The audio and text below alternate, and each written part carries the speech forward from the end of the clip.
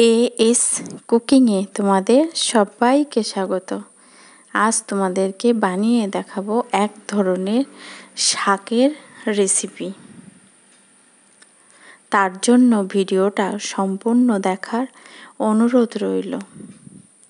এই শাকটা বানিয়ে একবার যে খাবে সে বারবার বানাবে। এত দারুণ খেতে হয়, একতলা ভাতও কম পড়ে যাবে।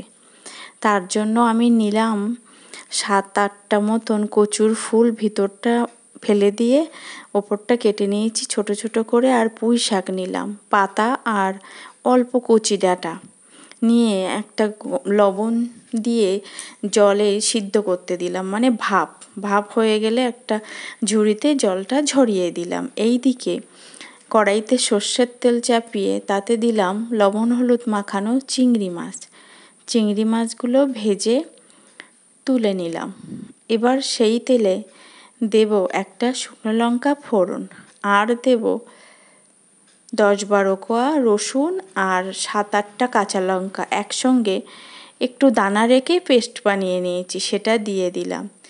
দিয়ে ভালো করে এটা ভেজে নেব। ভেজে যখন রসুনের কাঁচা গন্ধটা ছেড়ে যাবে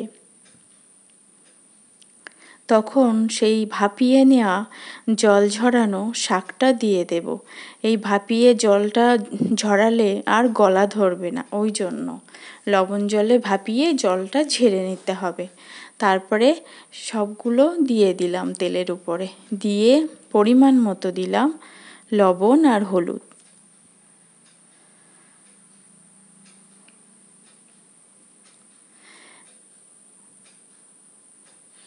ভিডিওটা ভালো লাগলে অবশ্যই লাইক, শেয়ার, কমেন্ট করে জানিও কেমন হলো। আর সাবস্ক্রাইব করে পাশে থাকার অনুরোধ রইল। এবার লবণ আর হলুদ দিয়ে লো আঁচে এটাকে রান্না করে নেব। একটা খুন্তির সাহায্যে এটাকে বাড়ি মেরে মানে ঘেঁটে দেব। এইবার দেব সেই চিংড়ি মাছগুলো ভেজে রাখা, সেগুলো দিয়ে আবার একটু রান্না করে নেব।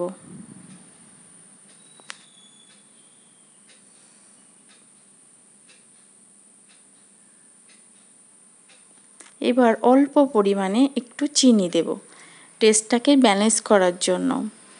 একটু চিনি দিলে ভালো লাগে, মিষ্টি হবে না কিন্তু ঝালঝালি হবে এই শাকটা। দেখো কতটা লোভনীয় দেখতে হয়েছে, খেতেও কিন্তু দারুণ। গরম গরম ভাত দিয়ে মানে একথালা ভাত উঠে যাবে, এত সুন্দর খেতে হয়।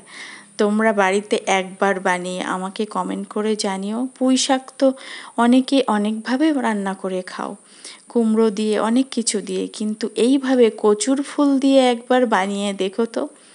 ঠিক শাকটা যখন কড়ার তলাটা লেগে যাবে বুঝবে রান্নাটা হয়ে এসছে। ঠিক এমনভাবে রান্না করতে হবে, তাহলে গলা ধরবে না। এইভাবে রান্না করে নিলাম, দারুণ স্বাদে।